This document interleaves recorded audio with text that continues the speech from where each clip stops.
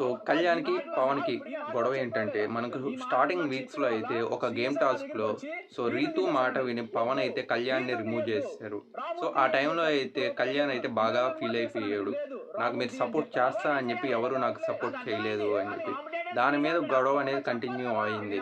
అది క్లారిఫికేషన్స్ ఇచ్చుకుంటూ ఇప్పుడు వాళ్ళు 11థ్ వీక్ ఎంటర్ అయినప్పుడైతే దాని గురించి నామినేషన్స్ వేసుకున్నారు.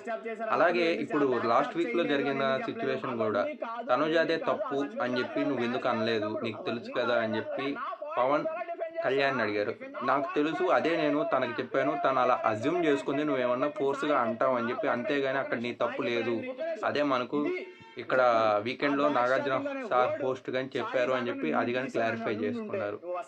బట్ ఈ గొడవలో ఏంటంటే తనుజ గారు గాని ఎంటర్ అయ్యారు. మరి నువ్వెందుకు సారీ జెప్పావు? నువ్వు సారీ జెప్పావంటే నువ్వు తప్పు చేసినట్లే కదా! అన్నట్లు అన్నారు. బట్ ఇక్కడ ఎవరిది మిస్టేక్ అని జెప్పి మీరు అనుకుంటున్నారు? కామెంట్స్‌లో చెప్పండి.